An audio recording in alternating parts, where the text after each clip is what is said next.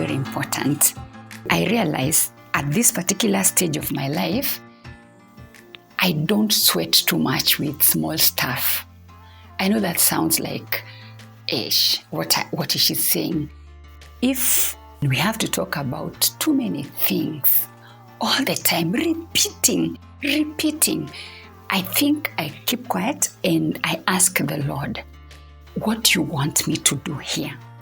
Is it time to maybe take a back seat? Is it time to give way so that maybe this relationship has done its work in my life?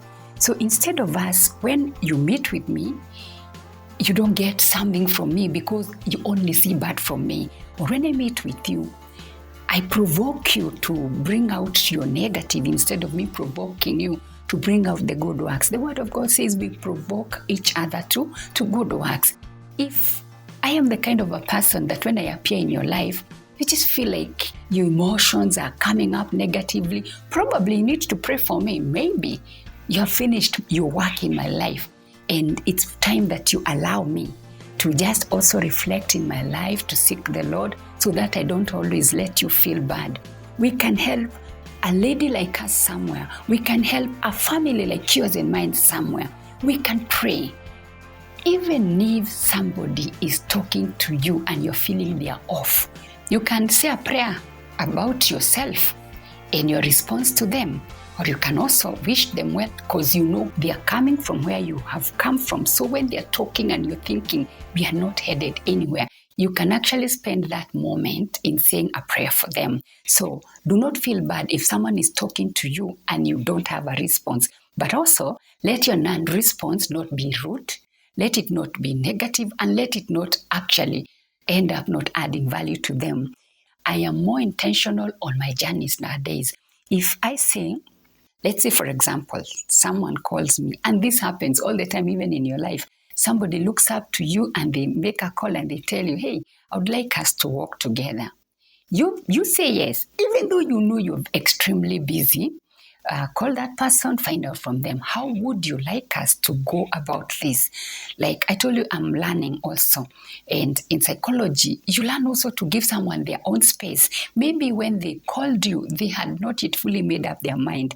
Maybe they were still thinking, hey, I'm ready. The way I had this person talk, I want to meet up with them. Don't say no immediately, but also don't say yes immediately. But when you say yes, one of the things I'm learning, ask them, how would you like us to do this? Most people nowadays, they prefer to write. Oh, and I'm so okay with that because meeting up is so hard. Physical meeting is so hard, like we are working. God does not use us from a point of need, really. He uses us from the point of grace He has put in our lives. So when I say okay, and then I allow you to tell me how you want us to do it, in most cases, when the journey was not ready, that person will not write. So I say, okay, when they're ready, I will be ready. And finally, I want you to remember this. Whichever stage you are at in your life, if you're 20, if you're 25, 30, 40, 50, even if you're 60 and you're older than I want you to remember that life serves you sometimes with very bitter things. Let me remind you, when life is serving you that, God is aware. God supplies the grace that you will be able to go through that bitter plate of life with a lot of grace and successfully. And just keep on remembering, in the journey, as you turn in every season, God is there for you. He goes ahead of you. He gives you the grace. So instead of you becoming bitter, you become better all the time. As for now, I wish you well in whichever stage of your life you're turning into. Enjoy your season, live your season, know your season, recognize it, and surrender it to God. It's a bye-bye and God bless you.